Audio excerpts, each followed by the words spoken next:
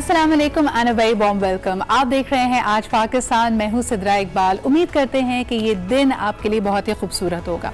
ये मैं रोज़ कहती हूं तो लोग कहते हैं कि आपको हर दिन ही अच्छा लगता है।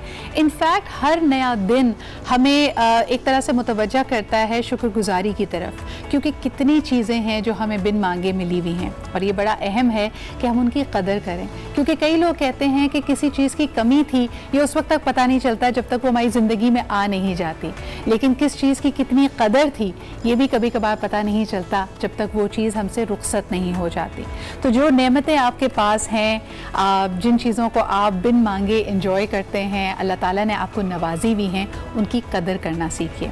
अब जी ज़रा आज के प्रोग्राम के बारे में बात करते हैं। तो सबसे पहले जब हम कहते हैं ना नेमतों का जिक्र आता है तो खाने पीने की अशिया, क्योंकि कितने ही लोग हैं दुनिया में जिनको खुराक पूरी नहीं मिलती। आपने हाल ही में देखा होगा कि हुकूमत की तरफ से बाकायदा इस पर कैंपेन चल रही है कि बच्चों में अगर देखा गया है 50% बच्चों में खून की कमी पाई जाती है, और यही नंबर अगर ख़वातीन की तरफ देखा जाए तो बलूगत की उम्र पर पहुँचते हुए 60% ख़वातीन पाकिस्तान में खून की कमी और नशोनुमा की कमी का शिकार हैं। यानी उनके खाने में, उनकी ग़िज़ा में उतनी न्यूट्रिशन मौजूद ही नहीं है।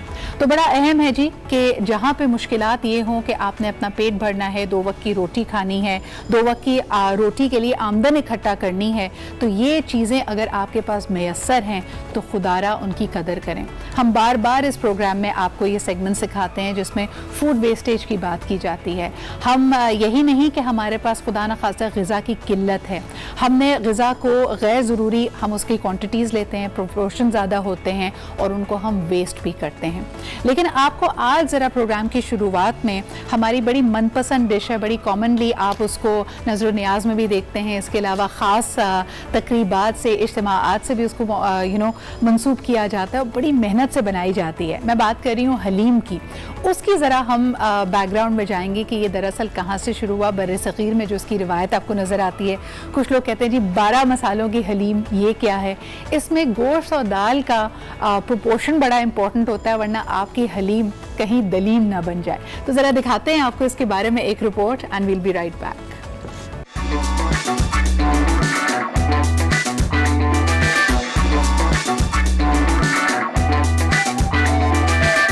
हलीम पाक व हिंद के उन चंद पकवानों में से एक है जो यहाँ के लोग बहुत रग़बत से खाते हैं। अरब और वस्त एशिया के ताजरों ने हलीम को बर्र-ए-सग़ीर में मुतारुफ करवाया। हलीम की एक और शक्ल हैदराबादी हलीम भी है, जो मुगलों के ज़माने में यमनी, अरब, ईरानी और अफ़गानी बाशिंदों ने हैदराबाद दक्कन में मुतारुफ करवाया। ये हलीम लकड़ियों पर पकाया जाता है और मुख्तलिफ दालों और गेहूं को मिलाकर पूरी रात पकाया जाता है। तैयार होने के बाद इसे पुदीना, हरा धनिया, अदरक और प्याज के साथ पेश किया जाता है। हलीम में फाइबर होता है और हजम भी कदरे जल्द हो जाता है। मगरिबी मुमालिक में हलीम केन्स में भी मिलता है। बाजार में हलीम तैयार करने के लिए तैयार शुदा मसाला जात भी मिल जाते हैं। कराची के मुख्तलिफ इलाकों में बड़े बड़े रेस्टोरेंट्स मौजूद हैं जो सिर्फ हलीम के लिए मख्तस हैं। जी, और सुबह सुबह हलीम का जिक्र होते ही आई एम श्योर मुंह में पानी आ गया, क्योंकि जिस घर में भी हलीम अगर बनती है तो फिर ये नहीं देखा जाता कि वक्त क्या हो रहा है, चाहे नाश्ते का वक्त हो, दोपहर के खाने का वक्त हो या रात के खाने का वक्त हो, लोग हलीम ही खाना चाहते हैं। आप बल्कि मुझे मेरे सोशल पे भी बता सकते हैं कि आप हलीम वैसे ही सिर्फ चमचे से उसके तमाम लवाजमात के साथ खाना पसंद करते हैं या नान और रोटी होना लाजमी है। इस सवाल के साथ आपको छोड़े जाते हैं, एक छोटा सा ब्रेक लेंगे और फिर वापस आएंगे। आज बड़े दिलचस्प मौजूद है हमारे पास। सबसे बढ़कर ये कि हम जी सेविंग्स करने में कुछ लोगों की किस्मत इतनी ख़राब होती है कि वो सोना ख़रीदते हैं तो सोने की कीमत गिर जाती है। फिर किसी ने कहा कि प्लॉट ख़रीद लो तो प्रोजेक्ट रैप अप हो जाता है, या फिर वहाँ पे पानी भर जाता है, जो भी आपकी किस्मत हो। और तीसरा ये कि कोई कह दे कि अपने पैसों को डॉलर में बना के रख लो, तो वो भी इस वक्त ख़तरे से खाली नहीं है। ये मैं क्यों कह रही हूँ ये मैं आपको बताऊँगी एक छोटे से ब्रेक के बाद।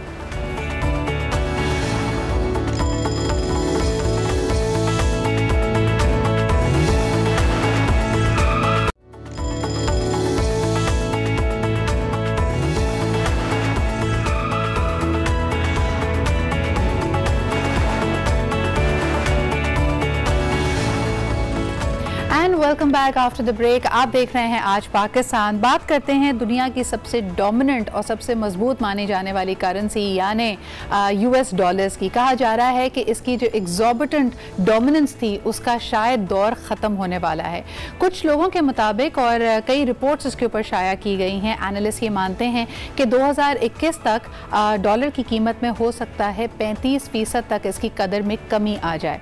इसकी वजूहात क्या हैं और इसका क्या असर पड़ सकता है दुनिया भर के ट्रेड के ऊपर, दुनिया भर की मार्केट्स के ऊपर। आइए जनाब, देखिए आपने ये रिपोर्ट, एक बहुत ही लंबा दौर रहा है जिसके अंदर इस तवील अरसे में यूएस डॉलर ने पूरी दुनिया पे एक तरह से अपनी बादशाहत कायम की हुई थी। लेकिन क्या अगर इसका इख्तिताम होता है तो इसका वर्ल्ड ट्रेड के ऊपर क्या असर पड़ेगा, पाकिस्तान की मईशत पे इसका क्या असर पड़ेगा, ये जानने के लिए हमारे साथ मौजूद हैं सीनियर एनालिस्ट हैं हसन खावर। अस्सलाम वालेकुम Hasan, thank you so much for joining me this morning.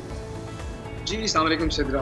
अच्छा, ये बड़ा इंटरेस्टिंग साल है, इंटरेस्टिंग वक्त है। एक तो पूरी दुनिया को पेंडेमिक का सामना है, ग्लोबल डेट क्राइसिस सामने लूम कर रहा है, फिर अमेरिका में सदारती इंतखाबात भी हैं। क्या आप भी ये जो स्टडीज़ पॉइंट आउट कर रही हैं कि 35% तक डॉलर की कदर में कमी आ सकती है, इसको आप भी you also see it happening that way? जी सिद्रा, देखें डॉलर ने अब नीचे आना है बिल्कुल और एडजस्ट होना है, और उसकी वजह यह है कि जो अमेरिकी हुकूमत है उनका कर्जा बहुत ऊपर चला गया, और पेंडेमिक की वजह से उन्होंने जो बहुत बड़ा एक फिस्कल स्टिमुलस पैकेज दिया है, जाहिर है कि उससे उनकी इकोनॉमी में एक डेंट पड़ा है, उससे उनको फ़ायदा भी हुआ है। उनकी जो रिकवरी है वो काफ़ी फास्ट है और उन्होंने उसका इम्पैक्ट काफ़ी कम किया है जो कोरोना का इम्पैक्ट था, लेकिन उसका असर बहरहाल उस पर आएगा। मैं थोड़ा सा आपको बता दूँ कि देखिए, जो अमेरिका के जो सेविंग्स रेट हैं वो इस वक्त बड़े अरसे बाद नेगेटिव में गए हैं, और उसकी वजह ये है जो यूएस हुकूमत ने, यूएस गवर्नमेंट ने ये पैसे खर्च किए हैं। उसके साथ उनका फिस्कल डेफिसिट भी एक्सपैंड कर रहा है, तो उनको जो है ना पूरी दुनिया से इस वक्त बोरो करना पड़ रहा है उस डेफिसिट को प्लग करने के लिए, और उसकी वजह से लगता ये है कि अब उनकी जो करेंसी है वो डाउनवर्ड एडजस्ट करेगी। और लोगों ने ये 35% का इसलिए दिया है कि उन्होंने पिछले 3-4 एग्जाम्पल्स देखी, 70s 80s और फिर ये जो ग्लोबल फाइनेंशियल क्राइसिस आया था उसमें तकरीबन 32% तक नीचे गया था।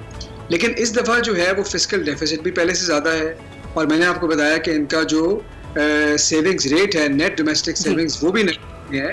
अच्छा हसन, इसमें सॉरी आपकी बात को इंटरजेक्ट कर रही हूँ, मुझे बताएं कि चीन और अमेरिका के ताल्लुकात लोगों से ढके छुपे नहीं हैं। पिछली एक दिहाई से हम देख रहे हैं कि इनमें एक इकोनॉमिक कोल्ड वॉर सी चल रही है, और एक दूसरे को नीचा दिखाने की जंग भी है, और एक दूसरे की इकोनॉमी को स्लो डाउन करने के लिए भी हरबे अपनाए जा रहे हैं। ये जो डॉलर की कदर में कमी का इंदिया दिया जा रहा है, इससे चीन को और ख़ास तौर पर वर्ल्ड ट्रेड पर इसके क्या असरात पड़ेंगे? देखिए, दो इसकी बातें हैं। एक तो जो यूएस डॉलर की हैसियत है वो है ग्लोबल यानी कि करेंसी की हैसियत से, और दूसरा आपने वर्ल्ड ट्रेड की बात की है जी।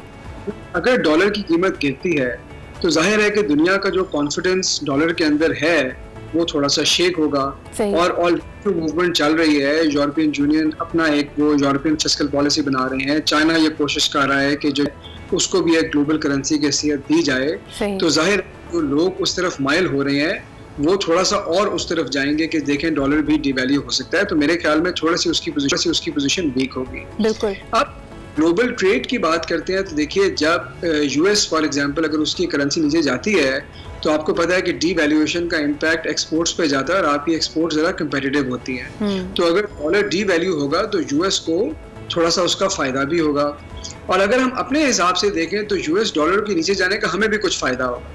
उसकी वजह यह है कि हमारे जो फॉरेन एक्सचेंज बैलेंसेस हैं, रिजर्व्स हैं, वो सारे यूएस डॉलर्स के अंदर हैं।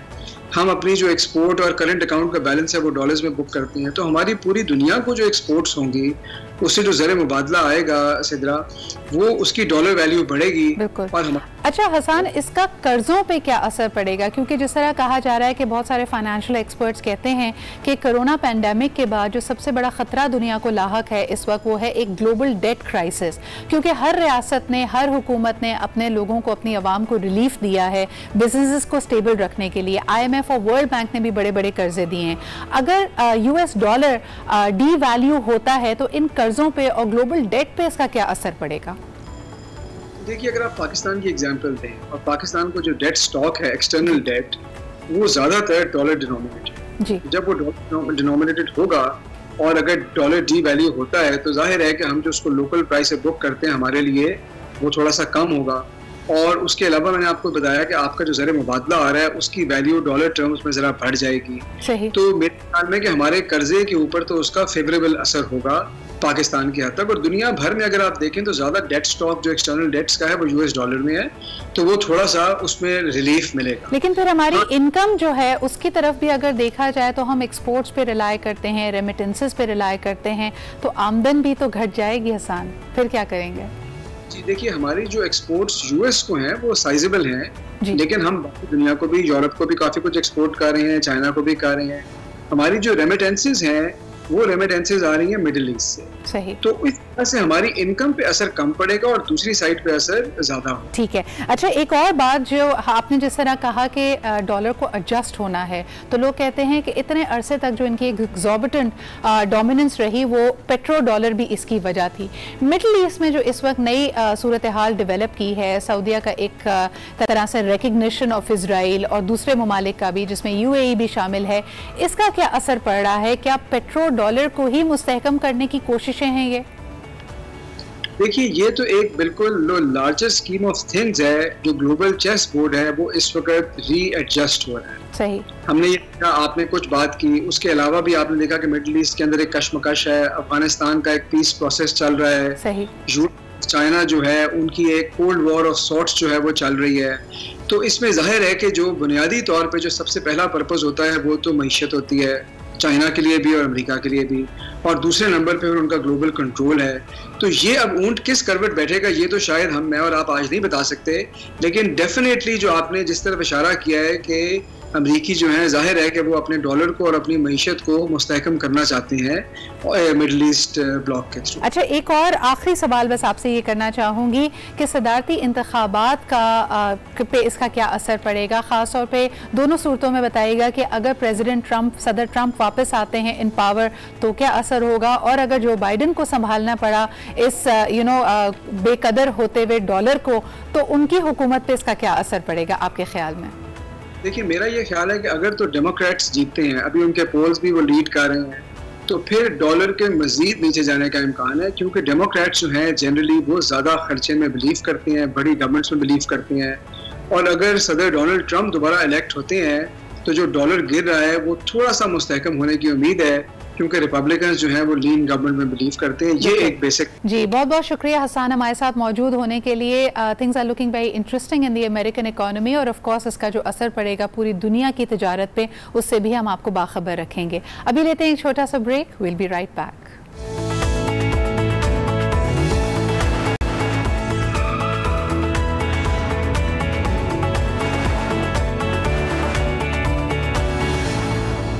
Welcome back after the break. आप देख रहे हैं आज Pakistan. One of the issues which is very close to my heart, जो कि एक तरह से ओवरलैप करता है सेफ्टी, सिक्योरिटी और ह्यूमन राइट्स को लेके, that is the banning of land mines across the world. आपको बताते चलें कि तकरीबन 61 ममालिक दुनिया में ऐसे हैं जहाँ पर मुख्तलिफ कॉन्फ्लिक्ट्स की वजह से बारूदी सुरंगें बिछाई गई हैं, और ये हमारी ज़िंदगी के लिए, हमारी जान के लिए कितना बड़ा अलमिया है, इसको इस बात से जाना जा सकता है कि 2016 में एक रिसर्च की गई थी जिसके मुताबिक हर रोज़ 23 अफराद या तो अपना कोई बाजू या टांग या अपनी जान से हाथ धो बैठते हैं इन धमाकों की वजह से। इनको बैन करना, इनको डी इंस्टॉल करना बहुत अहम है, और इस पर हुकूमत की और तमाम लोगों की तवज्जो दिलाना बहुत ज़रूरी है। लेकिन इसी चीज़ को उजागर करते हुए एक बाहिम्मत खातून की दास्तान आज हम आपको सुनाते हैं। 2004 में इनके साथ भी ऐसा ही एक वाक़या हुआ। एक बारूदी सुरंग के धमाके की वजह से अपनी एक टांग को ये खो बैठी, लेकिन अपनी हिम्मत से आज अपने आप को एक जाना माना एथलीट इन्होंने मनवाया है। हाल ही में होने वाली चैंपियनशिप में वेट लिफ्टिंग और टेबल टेनिस का गोल्ड मेडल अपने नाम किया। आइए दिखाते हैं इनके हवाले से आपको हमारे कॉलीग अज़म रहमान की ये रिपोर्ट। मिलिए जनूबी वजीरिस्तान की गुलशन से, जो 2004 में बारूदी सुरंग के धमाके में अपनी एक टांग खो चुकी हैं, लेकिन उन्होंने हार न मानी और स्पोर्ट्स की दुनिया में अपना नाम बनाया। गुलशन टेबल टेनिस में 2 बार और वेट लिफ्टिंग में 3 बार गोल्ड मेडल जीत चुकी हैं। जब मजदूर हो चुकी थी ना, लेकिन फिर जब मैं इदारे गई, लोगों ने मुझे कहा कि आप गेम खेलो, गेम के लिए बाहर आ जाओ। मैंने गेम खेला, स्पोर्ट्स टेबल टेनिस की भी मतलब 2 बार नेशनल लेवल पर मैं चैंपियन रह गई, और उसके बाद मैंने 7 साल पावर लिफ्टिंग में किया। गुलशन घर का खर्च चलाने के लिए स्कूल कैंटीन में नौकरी भी करती हैं, साथ में सिलाई कढ़ाई भी करती हैं। मैं छोटा सा कैंटीन चलाती हूँ, लेकिन लॉकडाउन की वजह से वो बंद है। और साथ में मतलब सिलाई कढ़ाई के काम भी मैं मतलब सीख चुके हैं, वो भी मैं करती हूँ। गुलशन के कोच अबसार अली ने बताया कि दीगर खिलाड़ियों की निस्बत गुलशन ज्यादा मेहनत करती है और कभी हार नहीं मानती। स्पोर्ट में उनको इतना शौक है कि लाइक वो कई बार कहते हैं कि पैदल चल के आती हैं, खुद ही फिजिकल फिटनेस ट्रेनिंग करती हैं। जिनका एक पाँव होता है वो लोग कहते हैं हमारा पाँव दुखेगा कि हम नहीं चलते, लेकिन ये ऐसी हमारे इतनी हिम्मत वाली बाजी है कि हम इन्हें बेशक गुलशन बाजी ने हिम्मत बाजी कहते। गुलशन ने खुद को कभी माजूर नहीं समझा, बल्कि वो खुद को आम अफराद से ज्यादा खुद मुख्तार समझती हैं। कैमरामैन अब्बास अली के साथ अज़म रहमान, आज न्यूज़ पेशावर। जी जनाब, आपने देखी ये रिपोर्ट जो कि हमारे साथी अज़म रहमान ने हमारे लिए बनाई थी। जुनूबी वज़ीरिस्तान से ताल्लुक़ है गुलशन का, हमारे साथ मौजूद हैं। अस्सलाम वालेकुम and a very good morning to you. सबसे पहले गुलशन, मेरी और मेरी पूरी टीम की तरफ से आपको इस गोल्ड मेडल जीतने पे बहुत बहुत मुबारकबाद। पहला सवाल जो जहन में आता है कि एक बड़ा ही रिवायती वहाँ पे एक सिलसिला होता है, ट्रेडिशनल माहौल है, उसमें किसी भी खातून के लिए आगे बढ़कर अपने आप को मनवाना खुसूसन स्पोर्ट्स में मुश्किल है। आप ये किस तरह कर पाई और आपको इसके लिए किसकी सपोर्ट हासिल थी? बिल्कुल मतलब ये बिल्कुल सही बात है, क्योंकि मेरा इस इलाके से ताल्लुक़ है कि उसमें मतलब औरत का निकलना बहुत मुश्किल काम है, जुनूबी वज़ीरिस्तान के लोग।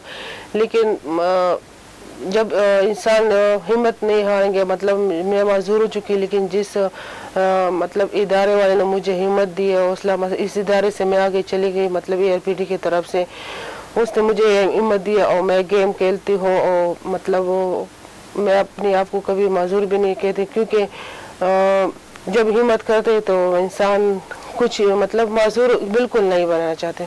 गुलशन, ये भी जानना चाहेंगे कि 2004 में होने वाले इस वाक़े के बाद आई एम श्योर कि आप एक ट्रॉमा से गुजरी हैं, अफसोस हुआ, तकलीफ़ हुई, लेकिन उसमें फिर हिम्मत को कैसे दोबारा एक तरह से उजागर किया? किस तरह से अपनी ज़िंदगी के लिए एक नया पर्पस, एक नया रुख, एक नया एक पर्पस लेके आप अपने लिए आईं? उस तरह उसकी वो जो सारा सफ़र था, वो जो मेहनत थी, उसके बारे में हमें बताइए। बिल्कुल, मतलब गेम की तो मेरे बचपन से सब मतलब जितने गेम्स वगैरह में बहुत मतलब शौक था बचपन से था, लेकिन इजाज़त और मतलब मुझे कुछ चीज़ों का पता भी नहीं था। मतलब मैं घर से बाहर नहीं निकली थी। मतलब जिस इदारे में आई हूँ, हमारा मतलब सीनियर जो मैनेजर है, मतलब उसने मुझे कहा कि आप गेम खेल सकती है, अगर एक बार कोई बात नहीं, एक बार आप हार जाओ, दूसरी बार इंशाल्लाह आप जीत जाएंगे। इस इदारे की तरफ से मुझे हिम्मत और जितने में आज कल मतलब आगे निकल चुकी हूँ। 3 बार मतलब पावर लिफ्टिंग की चैंपियन नेशनल लेवल पे मैं हो गई और 2 बार टेबल टेनिस की। तो इस इदारे की तरफ से हमारे जो मैनेजर उसकी तरफ से मैं मतलब इतनी निकल चुकी हूँ, मैं गेम में मतलब अपना नाम भी मतलब सबको पता चल जाए, मतलब मैं भी गेम खेल सकती हूँ। गुलशन, घर के अखराजात भी आप खुद उठाती हैं, तो ज़रिया आमदन क्या है, किस तरह गुजर बसर होती है, किस चीज़ के ऊपर फोकस है आजकल ज़्यादा? ARPD मतलब जितने डिसेबल लोग हैं उनके लिए काम करते हैं। मतलब उधर रहते हैं, हमारे हॉस्टल्स, हमारे रिहाइश सब कुछ उधर फ्री है। और एक कैंटीन उन लोगों ने मेरे लिए स्टार्ट किया। मतलब वेकेशन के जो काम जितने मतलब सब कुछ मुझे सिखाया ARPD की तरफ से सब कुछ। मतलब हमारे जो प्रेजेंटर है मैडम अंजुम अनवर जो है, उसने मतलब जितने डिसेबल लोग हैं उनके लिए काम करती हैं। किसी भी खिलाड़ी को अपने आप को मनवाने के लिए बहुत मेहनत करनी पड़ती है, तो मुझे ज़रूर बताइएगा कि आपके कोई मेंटर्स जिन्होंने ख़ास तौर पे आपकी मदद की हो, ताकि आप किसी भी फिज़िकल हिंड्रेंस को पार कर पाएँ।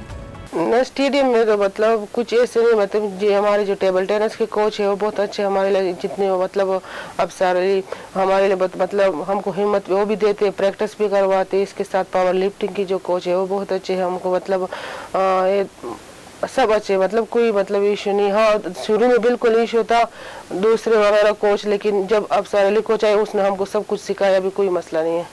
एक दफ़ा फिर आपकी इस अचीवमेंट पे बहुत बहुत मुबारकबाद। लेकिन अब आगे मुस्तकबिल में क्या इरादा है वो भी हमें बताइए।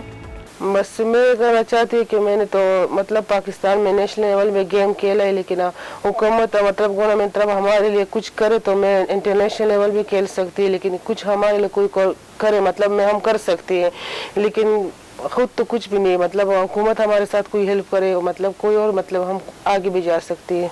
बहुत शुक्रिया हमारे साथ मौजूद होने के लिए। आपकी इंस्पिरेशन और आपकी मेहनत वाकई काबिल दीद है और इससे और लोगों को भी हौसला मिलता है। हमारे साथ मौजूद होने का इस मॉर्निंग बहुत बहुत शुक्रिया। लेते हैं जी एक छोटा सा break and we'll be right back. जी जनाब, वेलकम बैक। आज का जो हमारा मौजू है, हम शादी के इस अरेंजमेंट में मुख्तलिफ़ किस्म के जो प्रेशर्स सिर्फ ख़वातीन ही नहीं बल्कि मर्द हजरात भी फेस करते हैं, उस पर बात करना चाहेंगे। और जहेज़ सिर्फ उसमें से एक एलिमेंट है। हमने देखा कि माशरे में डिस्पाइट द फैक्ट कि अगर आप शरई तौर पर देखें तो लोगों को मल्टीपल शादियों की इजाज़त होती है ना। अगर एक शादी ख़त्म हो जाए तो इद्दत पूरी करके बाकी उसकी चीज़ों को कदरों को पूरा करके आप दोबारा निकाह कर सकते हैं। इसकी स्पेस बनाते बनाते भी हम ये देखते हैं कि इसमें कई कल्चरल रुकावटें हैं। लोग इसको मायूब भी समझते हैं और अगर आप दूसरी शादी कर रहे हों तो चाहे वो मर्द है या खातून है, उस पर मुख्तलिफ़ किस्म के प्रेशर्स होते हैं और उस पर यह बर्डन भी होता है कि चाहे भी ज़्यादती हो, कोई भी अब्यूज़ हो, आपने ये शादी निभानी है। इस तरह के और दूसरे जो प्रेशर्स हैं, जहेज़ के अलावा हम ये देखते हैं जायदाद का हवाला इसमें दिया जाता है। कोई फॉरेन नेशनल है, किसी और के पास दूसरी नेशनैलिटी है, वो भी इस पावर प्ले में आती है। आज इसी हवाले से गुफ्तगू करने के लिए एक ज़बरदस्त पैनल हमारे साथ मौजूद है। सबसे पहले जी सीनियर मैच मेकर हैं, शी इज़ एन एक्सपर्ट। शादी.pk एक रजिस्टर्ड साइट है जो कि गवर्नमेंट ऑफ पाकिस्तान की तरफ से भी रजिस्टर्ड और रिकग्नाइज्ड है। हमारे साथ मौजूद हैं रुखसार तहमास, बहुत बहुत शुक्रिया आपकी यहाँ पे मौजूदगी का। और मेरे साथ कराची स्टूडियो में मौजूद हैं एडवोकेट दानिश सुमरो, जो कि एक दफ़ा फिर जो फैमिली प्रेशर्स होते हैं, जायदाद से रिलेटेड जो मसाइल होते हैं, फैमिली लॉ किस तरह लागू होता है, इस पर भी हमें अवेयरनेस देंगे। सबसे पहले रुखसार आपसे गुफ्तगू शुरू करना चाहूँगी। लड़की के हवाले से अगर बात करें, बिकॉज आप बहुत सारे ऐसे सिनेरियोज देखते होंगी, ख़ास उम्र की बात की जाती है, फिर इसके अलावा अगर खुदा न खासा पहले निकाह या मंगनी ख़त्म हो गई हो तो ऐसा लगता है कि पावर पोजीशन नहीं रही है लड़की वालों की तरफ से। इसमें कितनी सच्चाई आप देखती हैं आज के दौर में 2020 में? खुदा ना ख्वास्ता किसी भी किस्म का कोई मिसहैप हो जाता है, कोई भी रीज़न है, लड़की की डिवोर्स हो जाती है फॉर सम रीज़न, या उसके हस्बैंड की डेथ हो जाती है और वो दूसरी ऑप्शन को कंसीडर कर रही है। पहली चीज़ तो ये है कि दूसरी ऑप्शन को कंसीडर करना इट्सेल्फ एक टैबू है हमारी सोसाइटी में। कि जी पहला हस्बैंड आपको डिवोर्स हो गई थी, क्यों डिवोर्स हो गई थी, पहले उसके ऊपर उसको एक बड़े लंबे जजमेंट के फेज से गुजरना होता है, ठीक है। और उसके बाद अगर समहाउ उसकी फैमिली सपोर्टिव है, वो उस से बाहर निकलती है, तो एक नया चैप्टर उसके लिए खुल जाता है कि you don't have the right now to make a good decision for yourself. Just say yes, जो भी आपके पास पहला ऑप्शन आता है बस हाँ बोलो और आगे चलो। मतलब आपके पास अब ये चीज़ ख़त्म हो गई है। You don't have a right कि आप कहें जी नहीं मेरी ये चॉइस है, मेरी ये प्रेफरेंस है। हम अपनी कंपनी में we have a proper terminology, partner preferences, ठीक है, जो कि एक टर्म है कि आपकी प्रेफरेंस क्या है, जैसा आपको पार्टनर चाहिए। तो अनफॉर्चुनेटली अगर कोई मिसहैप हो गया है तो पार्टनर प्रेफरेंस का तो वो जुमरा ही निकाल देते हैं फीमेल। अच्छा, बल्कि आपने ये भी देखा होगा कि रुखसार, फैमिली वाले, not just match makers, family वाले भी आपको काफ़ी अनसूटेबल मैचेस के लिए पुश करने लग जाते हैं और आपको बार बार ये एहसास दिलाया जाता है कि खुदा ना खासा आप डैमेज गुड्स हैं या अब तो आपकी से रह ही नहीं गई, आप उस पोजीशन पे नहीं है। एग्जैक्टली जी जी जी जी बिल्कुल। मैं आपको एक बात बताऊं, हम मिसाल के तौर पे अगर कोई ऐसी फीमेल है, किसी भी वजह से उनकी शादी में डिवोर्स हो गई है, ठीक है, अंडरस्टैंडिंग नहीं हुई या उनके टर्म्स एंड कंडीशंस जो उनको पहले बताए गए थे वो टर्म्स एंड कंडीशंस वो नहीं थे, या जो उनको पहले बेसिक बैकग्राउंड जो बताया गया था वो इन एनी सिनेरियो अगर लड़की को डिवोर्स हो गई है तो जो दूसरी पार्टी लड़के वाले होते हैं, देर लाइक हमारे बेटे के जो हैं ऑलरेडी 4 बच्चे हैं और उसका ये उसके साथ मसाइल हैं, तो वो लड़की तो ऑलरेडी डिवोर्स्ड है, तो उससे कहें कि जी वो हमारे साथ मैच बना ले। सही। देखें उस लड़की के साथ उस डिवोर्स होना, ये इस चीज की अच्छा ये उसका बिल्कुल आप सही कह रही हैं और माशरे में इन रवायात को मेरे ख्याल में कंडेम करना चाहिए। मैचेस सूटेबल वही होते हैं जिसके अंदर आपको कोई मेल नजर आ रहा हो। लेकिन दानिश आपकी तरफ आना चाहूंगी, मैंने अक्सर ये भी देखा है कि the same is true for men as well, यानी आप इसमें कोई जेंडर बायस नहीं हो सकते, मर्दों के साथ भी तल्ख तजुर्बात हो सकते हैं। रिलेशनशिप सिर्फ उनकी गलती की वजह से नहीं, बल्कि अगर अगले पार्टनर ने उनके साथ ज्यादती की है, एतमाद को ठेस पहुंचाई है, रिश्ते खत्म हो जाते हैं। लेकिन देखने में ये आया है कि अगर आपकी एक दफ़ा डिवोर्स हो जाए तो दूसरी शादी में भी आपको अब्यूज़ बर्दाश्त करनी पड़ती है, काफ़ी प्रेशर्स बर्दाश्त करने पड़ते हैं क्योंकि you have a lot at stake. मेरे ख्याल में मर्दों को भी ये ख़तरा होता है कि अगर दूसरी दफ़ा भी डिवोर्स हो तो फिर दुनिया आप ही को बुरा बोलेगी। Is that true? जी ऐसा ज़रूर है, आप सही कह रही हैं। इसमें ऐसा है कि आपको पास्ट हमें हमेशा याद दिलाया जाता है और ताने दिए जाते हैं कि जी तुम्हारे तो पहला ही घर नहीं बसा तो दूसरा तुम्हारा कैसे बसेगा। सही। एक्चुअली ये इश्यूज होते सिर्फ इस वजह से हैं कि हम शादी का मकसद हमें नहीं पता होता। लोगों को ये नहीं पता होगा शादी करना ज़रूरी क्यों है, हम शादी करना क्यों चाह रहे हैं। सही। कुछ लोग शादी इसलिए कर रहे हैं क्योंकि उनको सेटल्ड होना है, अच्छी जॉब ससुराल की तरफ से मिल रही है या कोई अच्छी जो है फाइनेंशियल कोई चीज़ मिल रही है, या अगर कोई आदमी मतलब कुछ नहीं मिल रहा तो आप दूसरे को आप दबाना शुरू कर देते हैं। जी मैंने तुम्हें ये दिया इसलिए तुम्हें मेरे घर के काम भी करने चाहिए, ये भी करना चाहिए, एक नौकरानी की तरह मेरे घर में रहो। एक्चुअली हमें जो है शादी करने से पहले इस बात को क्लियर करना चाहिए कि हम करना क्यों चाह रहे हैं, और जिससे हम शादी कर रहे हैं या उनके ख़ानदान वालों से हमें बात ज़रूर करनी चाहिए कि हम आपकी बेटी से जो शादी कर रहे हैं वो क्या वजह है उसकी। हम ख़ानदान को आगे बढ़ाना चाह रहे हैं, एक अच्छा रिलेशन चाह रहे हैं। जी बिल्कुल। अच्छा, हम चाहते हैं कि वो तमाम इश्यूज इसमें हम कवर करें जो कि एक तरह से एक पावर पोजीशन समझा ये जाता है कि अगर दो फरीक समझे जा रहे हैं यहाँ पे समझाने को तो एक की पोजीशन जरा भारी होती है। ट्रेडिशनली लोग समझते थे कि ये सिर्फ लड़के वाले जरा उनकी गिरफ्त ज्यादा मामलात पे होती है, लेकिन अब देखने में आ रहा है कि इसकी सिनेरियो बिल्कुल मुख्तलिफ है। रुखसार, एक चीज ये भी देखने में आई है कि अगर कोई भी लड़का या लड़की की पेरेंट्स आर फ्रॉम उनकी शादी नहीं निभी या they come from a broken home, उसको भी उनके खिलाफ इस्तेमाल किया जाता है इस जवाज को भी कि भाई उनके तो पेरेंट्स ही आपस में उनकी ना बन सकी तो ये बच्चा तो ऑलरेडी ये इनमें वो सलाहियत ही मौजूद नहीं है। ये किस हद तक असरअंदाज होता है? देखिए ये एक बहुत बहुत बड़ा फैक्टर है, ठीक है। और देखिए जिन्होंने जज करना है ना वो किसी भी पैरामीटर पे जाएंगे, वो कोई भी पॉइंट निकालेंगे, वो आपको जज करेंगे, ठीक है। और उसके अंदर this is one of a very main point when it comes to judging someone, ठीक है। वो लड़की वाले लड़के को भी अगर if he is coming from broken home उन्होंने भी जज करना है, और सेम गोज फॉर लड़की वाले, सही, ठीक है। तो द थिंग इज कि जिन्होंने मॉडेस्टी दिखानी है, जिन्होंने वाकई देखिए रिश्ता जब आप ढूंढ रहे होते हैं या बना रहे होते हैं, you looking for a soulmate, ठीक है। और सोलमेट का कॉन्सेप्ट ये होता है, मैं पहले जो कह रहे थे कि जी शादी करनी क्यों है, basically this is the main agenda कि why are you actually getting married in the first place. आप पहली पोजीशन में शादी कर क्यों रहे हैं? आपको शादी इसलिए करनी है कि आपको सोलमेट चाहिए, आपको जिंदगी गुजारने के लिए एक हमसफर चाहिए, ठीक है। या आप शादी इसलिए कर रहे हैं कि आप सेटल्ड होना चाह रहे हैं, या आप शादी इसलिए कर रहे हैं कि हमारा कनाडा का वीजा लगा दो। बिल्कुल बिल्कुल।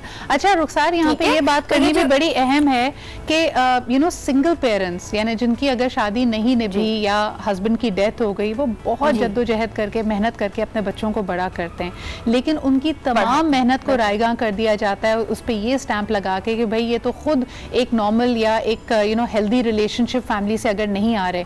आप कितनी खवातीन को देखते हैं जो फिर दोबारा शादी नहीं करती, अपनी पूरी जिंदगियां वक्फ कर देती हैं अपने बच्चों के लिए, लेकिन यही बच्चे जब जवान होते हैं, उनकी बच्चियों के जब रिश्ते आते हैं तो लोग सवाल उठा देते हैं और यहाँ तक कि उनको एक एक्सप्लॉयटेटिव सिचुएशन में डाल देते हैं।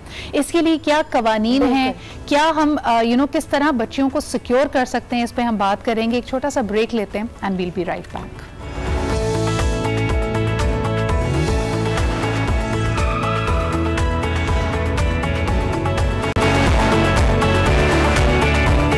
मर्द हजरात ना हो जी बिल्कुल आसानी से कर सकती हैं। अभी पुलिसिंग का जो एटीट्यूड है पुलिस का बहुत ज़्यादा चेंज हो चुका है। अभी अब अगर आप विजिट कर रहे हैं थाना कल्चर उस तरह का नहीं रहा। सही।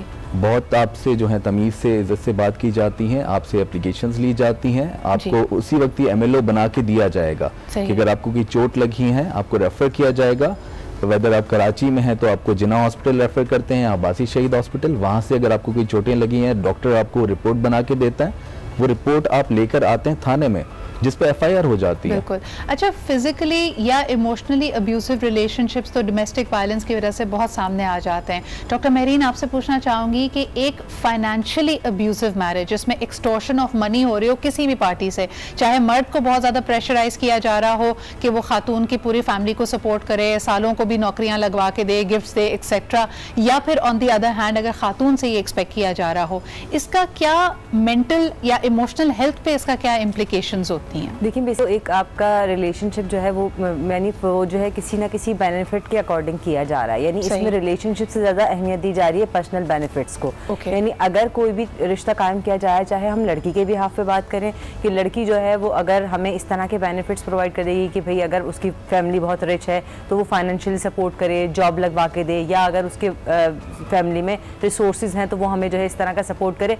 यानी अब आप इमोशनल हेल्थ देखें कि यानी वो एक सौदा किया जा रहा है, सही एक रिश्ता नहीं कायम किया जा रहा, तो ऑटोमेटिकली वो उसको जो है उस रिलेशनशिप की अहमियत का एहसास दिलाया कि ये रिलेशनशिप मेरे लिए या मुझसे नहीं किया जा रहा बल्कि मेरे जो पास बेनिफिट्स मौजूद हैं ये उससे किया जा रहा है। तो वो जो एक हेल्दी इन्वायरमेंट डेवलप होता है आफ्टर द मैरिज वो नहीं इस्टेब्लिश हो पाता। अच्छा, इसमें हर तरह के दुनिया में लोग हैं, आपको बाकायदा ट्रैप में भी लेते हैं। अगर किसी की कोई वीकनेस पता चल जाए या कोई जिस्मानी उज़्र है, मिसाल के तौर पे अगर आपकी कोई माजूरी है और लोगों को पता चल जाए उस बारे में, तो बाकायदा दुनिया के सामने तो आप एक नोबल काम कर रहे हैं कि आप किसी ऐसे रिश्ते को एक्सेप्ट कर रहे हैं, लेकिन अंदर ही अंदर आपकी एक्सपेक्टेशंस अलग हैं। आप समझते हैं कि इसके एवज अगर वो फैमिली आपको फाइनेंशियली सपोर्ट कर रही है तो इसमें कोई बुराई नहीं है, लेकिन इससे वो जो खातून है या जो भी मर्द हैं जिसकी इस तरह की वीकनेस को एक्सप्लॉइट किया जा रहा है उसकी मेंटल हेल्थ पे क्या इम्पैक्ट पड़ता है? आप कॉन्फिडेंस का बहुत देखिएगा कि वो पर्सन जो है वो लो कॉन्फिडेंस का शिकार होगा, उसकी सेल्फ स्टीम बहुत लो होगी, सोशलाइजेशन में उसको बहुत ज़्यादा इश्यूज होंगे।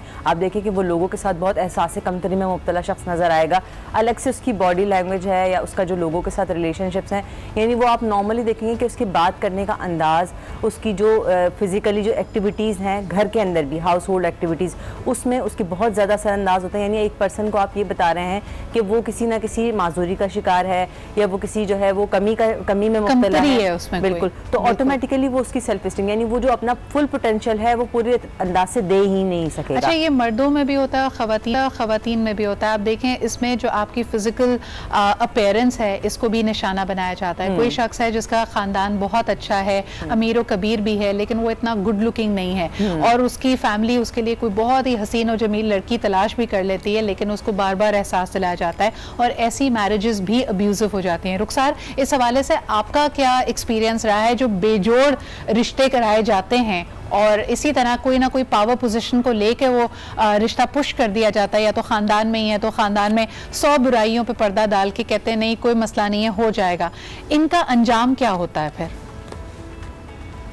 इनका अंजाम तो हम ना आपसे छुपा हुआ है ना मेरे से छुपा हुआ है, ठीक है। वो एक ऑब्वियस बात है, सूनर और लेटर, आप आज नहीं तो कल, कल नहीं तो परसों वो चीज़ जो है वो खुलकर आ जाती है और एक बॉटल नेक सिचुएशन बन जाती है। या अगर औरत है, अगर वो अपने एंड पे कुछ चीज़ों को करिए, जी ठीक है अब शादी है, निभाना है, करना है, लेकिन जब वो एक सर्टेन लेवल से बढ़ जाती है तो वो फिर उसका आउटकम अच्छा नहीं होता, ठीक है। जब भी चीज़ों में से बैलेंस आउट होता है, ठीक है, जब मिसाल के तौर पर कहीं लड़के की तरफ से किसी भी फॉर्म में अब्यूज़ किया जा रहा है या लड़की की तरफ से किसी भी फॉर्म में कि जी लड़की she is a perfect figure, ठीक है जी, वो ठीक हैं और फाइनेंशियली ठीक है, इंडिपेंडेंट हैं, अच्छा कमा रही हैं, वेल एजुकेटेड हैं, ठीक है, और उससे एक्सपेक्ट किया जा रहा है कि जी लड़का क्योंकि कुछ नहीं करता तो लड़की सारी चीज़ों को मैनेज करे, घर को देखे, सारी मामलात को देखे। बट एट द एंड क्या होगा कि आप if the girl keeps on doing it तो वो what is the guy bringing to the table. बिल्कुल बिल्कुल। अच्छा रुखसार, इसमें एक बड़ी थोड़ा सा डिफरेंट सा पॉइंट लाना चाहूँगी, और कोई भी शख्स इसको आपकी कभी वीकनेस तस्वुर नहीं करता, लेकिन शादी में और शादी ब्याह के मामलात में जब रिश्ता तय हो रहा होता है, इसका क्या इनपुट है ये मैं आपसे ज़रूर जानना चाहूँगी। गुड लुक्स की बात करना चाहूँगी कि अगर कोई बहुत खूबसूरत है तो क्या उसके लिए आसानियाँ होती हैं या वही चीज़ कभी कभार उसके लिए सबसे बड़ी मुश्किल बन जाती है? नहीं, I can not even start कि जो खूबसूरती के स्टैंडर्ड्स अभी हमारी इस ग्लैमरस जो हमारा जितना भी हम ग्लैमर पुट रखते हैं अपने मीडिया पे, उसका इम्पैक्ट कितना ज़्यादा आता है। ऑब्वियसली उसका कुछ अच्छा इम्पैक्ट भी है, लेकिन उसका नेगेटिव इम्पैक्ट बहुत ज़्यादा है। मैं क्योंकि मैं Shaadi.pk से हूँ, हमारे पास daily they are like hundreds of registrations, और आंटियों की डिमांड्स, जो माएँ हैं उनकी जो डिमांड्स हैं वो बहुओं की तो नहीं है।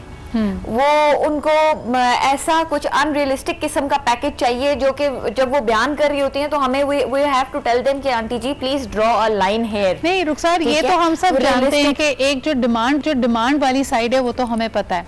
हम आपसे जानना चाहते हैं कि जब एक बहुत खूबसूरत लड़के की या लड़की की शादी हो जाती है तो क्या उसकी गुड लुक्स की वजह से उसकी जिंदगी भर उसकी कदर करता है फिर वो ससुराल, या वो वही बात होती है कि घर की मुर्गी दाल बराबर? देखिए, घर की मुर्गी दाल बराबर वाली बात सूनर और लेटर हो जानी है, आज नहीं तो कल हो जानी है, ठीक है। दूसरी चीज ये है कि ब्यूटी इज नॉट समथिंग कि जो आपको इन द लॉन्ग रन आपको लेकर चलेगी। अगर आप अच्छी तरह एजुकेटेड नहीं है, आपकी मतलब फाइनेंशियली ठीक नहीं है, आप कैरियर आपने अपना नहीं बनाया, या अच्छा इसका मैं एक नफसियाती पहलू भी लेना चाहूंगी डॉक्टर महरीन से। डॉक्टर महरीन क्या कहेंगी कि एक लड़की को हो सकता है एक बेजोड़ रिश्ते के लिए, या कहा गया हो कि भाई फलाने लोग बहुत ज्यादा खाते पीते घराने के दौलतमंद हैं, तुम खूबसूरत हो तो सारी जिंदगी राज करोगी, ऐसे किसी शख्स की जब शादी हो जाती है तो जिंदगी यानी what is the mental impact? क्योंकि वो आई है ये समझ के कि I will always be pampered, और जिंदगी कभी एक जैसी नहीं रहती। लेकिन बेसिकली उसके नहीं एक स्ट्रॉन्ग पॉइंट है उसका कि वो गुड लुक्स में है, ठीक है। गुड लुक्स लेकर वो वहाँ जहाँ गई है ऑटोमेटिकली एक्सपेक्टेशन यही होंगी कि मैं वहाँ जाऊंगी तो फिर वो मुझे रानी बना के रखा जाएगा, या मेरे बहुत ज्यादा नखरे उठाए जाएंगे। और वो जो है वो लाजमी बात है, जिस लड़के से शादी हुई है उसके इतने अच्छे गुड लुक्स नहीं है, इतना खूबसूरत नहीं है, लेकिन वो फाइनेंशियली तौर पर अपने ओन पे, तो मैं समझती हूँ कि वो अपने लुक्स की उस पर एक प्रेशर में आई हुई है कि मेरे लुक्स की वजह से वो जो है वो अंडर प्रेशर करने की कोशिश करती है लड़की उस जगह पर जाके। और अगर वो पर्सन वो भी अपने ओन पे चीज को फील कर रहा होता है कि वो भी जो है फाइनेंशियली स्ट्रांग है, तो दोनों की एक कंपटीशन चल रहा होता है कि वो लुक्स में अपने ओन पे स्ट्रांग है, वो अपने पैसे के ऊपर हो रहा होता है। तो दोनों तरफ मैं समझती हूँ कि एक साइकोलॉजिकली एक प्रेशर होता है, एक इम्बैलेंस है। बिल्कुल। तो जहाँ जहाँ हम कहते हैं कि बेजोड़ शादियां होती हैं और marrying for the wrong reasons, advocate Danish ने बड़ी अच्छी बात की थी कि these are all marriages for the wrong reason.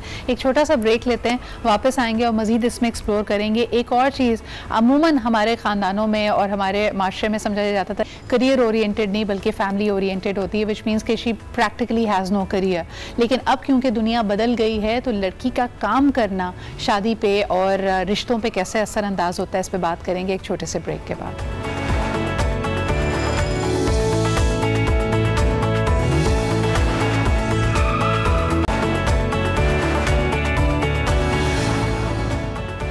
जी जनाब, वेलकम बैक। और बड़ी इंटरेस्टिंग बातें हो रही हैं। गुड लुक्स पे थोड़ी सी और बात करना चाहेंगे, दानिश का भी पर्सपेक्टिव इसमें ले लेते हैं।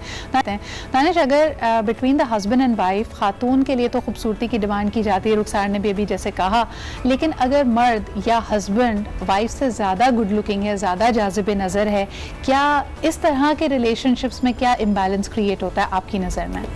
अच्छा, मेरे ख्याल से लुक्स पे रिलेशनशिप्स नहीं चलते। लुक्स टेम्पररी होते हैं, रिलेशनशिप चलते हैं आपके माइंड मैच होने पे, आपने अपनी फ्यूचर को कैसे देखा है एक दूसरे के साथ, आप क्या एक्सपेक्ट कर रहे हैं, एक घर चलाना भी चाहते हैं या नहीं चलाना चाहते। सही। लुक्स पे एक्चुअली मेरे ख्याल से रिलेशनशिप बिल्कुल भी नहीं चलते।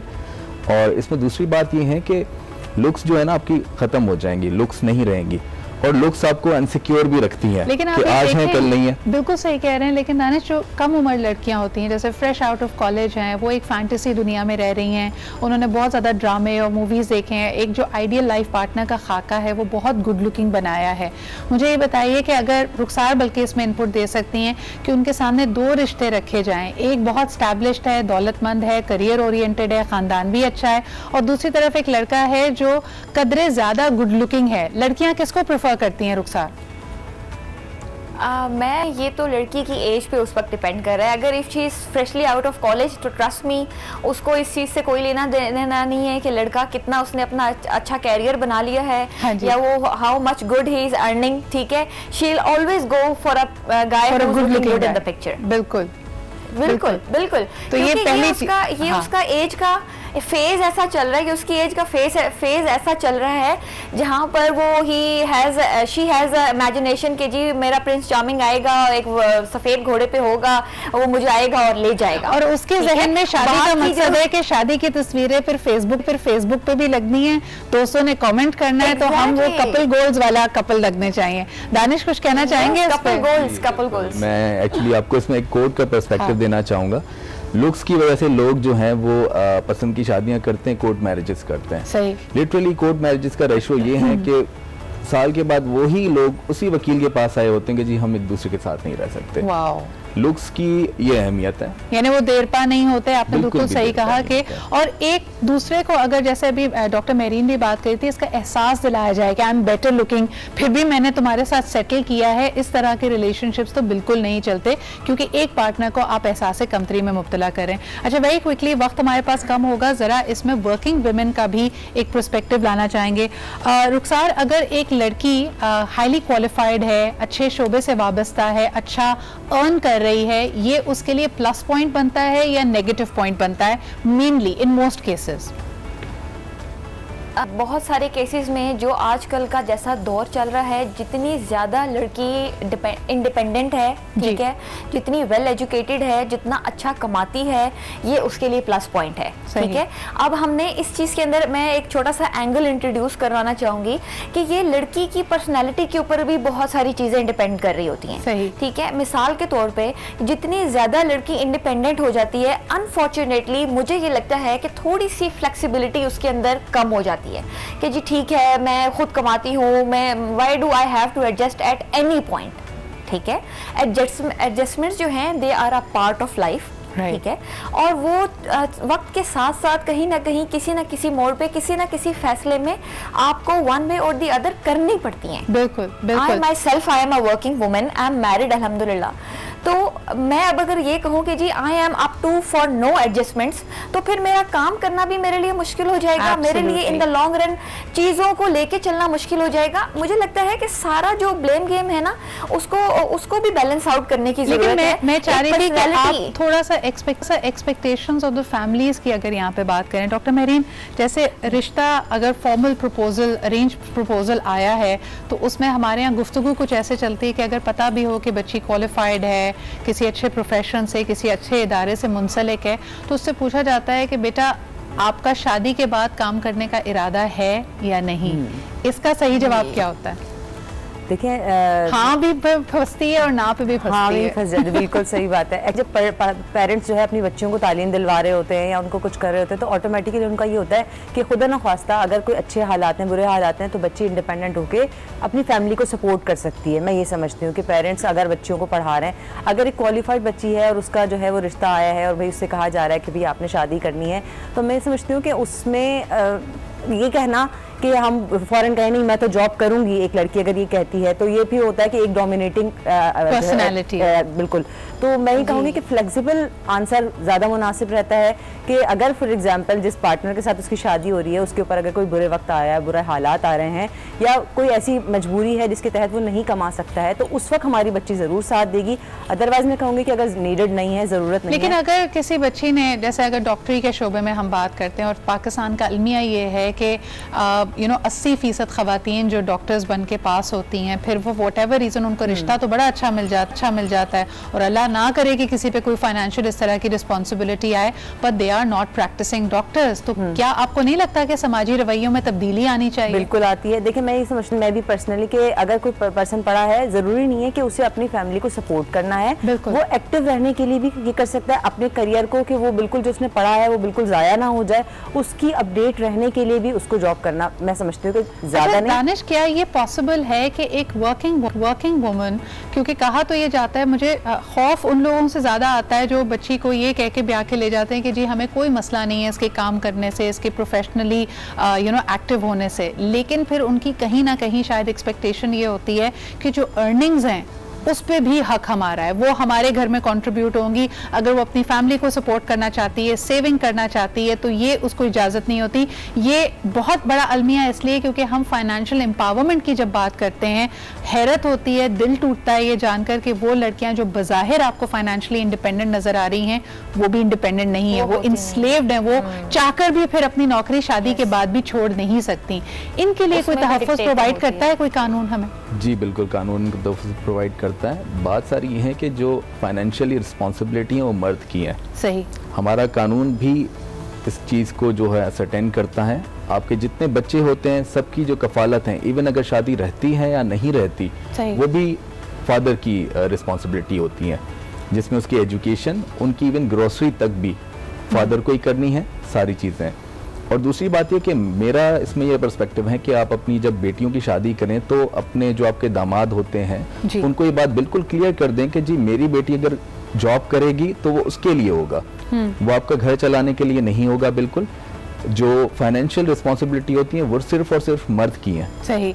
अच्छा, इसी बात को रुखसार, अगर इंट्रैप्ट हो जाती हैं खवातीन, उनका कोई भी अपनी तरफ से अस्यूम्ड वीकनेस है, ये वीकनेस नहीं है, इसको बड़ा केयरफुली कहने की ज़रूरत है कि जी उनकी दूसरी शादी है या पहली मंगनी टूटी थी, वो वर्किंग वुमन है, वो अनफॉर्चुनेटली अगर ऐसी शादी में फंस जाए जहाँ हस्बैंड फाइनेंशियली सपोर्ट नहीं कर रहा बल्कि नौकरी वोकरी छोड़ छाड़ के घर में बैठा हुआ है और उन्हीं की जिम्मेदारी बन गई है, ऐसी खवातीन को आप मशवरा क्या देंगी? देखिए, मेरा मशवरा यही है कि अगर तो आपको ये लग रहा है कि थोड़ा बहुत बर्दाश्त करने से और एफर्ट करने से in the long run situation बेहतर होती भी नज़र आती है जी, ठीक है, तो चीज़ों को उस तरह से लेकर चलें। कुछ ऐसे पैरामीटर्स होते हैं, हर बंदे की एक जजमेंट कॉल होती है, एक गट फीलिंग होती है कि जी मैं अगर if I keep on doing it, ठीक है, तो सूनर और लेटर और in the long run things will change.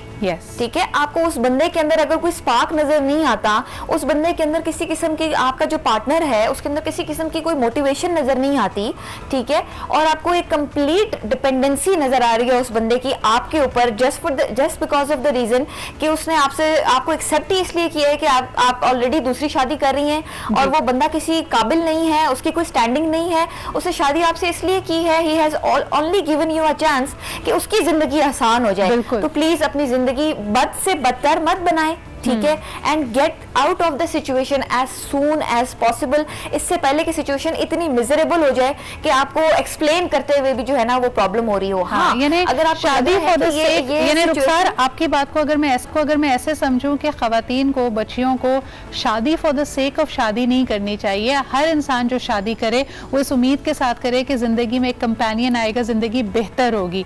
सिर्फ एक लेबल लगा लेना, ठप्पा लगा लेना इम्पोर्टेंट नहीं है, वो इम्पोर्टेंट नहीं। और दूसरी चीज ये है कि देखिए दोनों बंदे, both of the partners they are supposed to bring something to the table ना। एब्सोल्युटली, ठीक है, अगर आप औरत से एक्सपेक्ट कर रहे हैं बीइंग अ गुड मदर, एक मदरहुड, एक अच्छी क्वालिटी मदरहुड आप उससे एक्सपेक्ट कर रहे हैं, तो फिर आप अपने मेल पार्टनर से एक्सपेक्ट कर रहे हैं एक अच्छा फादरहुड, एब्सोल्युटली, एक अच्छा living standard. Thank you so much for putting in so much effort and elaboration into this. और डॉक्टर महरीन, एडवोकेट दानिश, आप लोगों की भी मौजूदगी का बहुत शुक्रिया। पावर प्ले बड़ा सेंसिटिव मैटर होता है, सिचुएशन टू सिचुएशन वैरी करता है, जिंदगी भी कभी एक जैसी नहीं रहती, लेकिन सबसे ज़्यादा अहम है कि जिन रिश्तों को आप अपने इमोशन से सेंच रहे हैं, इतनी एफर्ट उसमें डाल रहे हैं, वो आपको रिटर्न में भी कुछ दें। जब ये गिव एंड टेक बैलेंस नहीं होता, जब ये रिसीविंग एंड गिविंग बैलेंस नहीं होती, तो रिलेशनशिप्स बोझ बन जाते हैं and nobody deserves to be carrying that burden. तो अल्लाह ताला हम सबको ये सलाहियत दे कि हम अपनी ज़िंदगी में भी और दूसरों की ज़िंदगियों में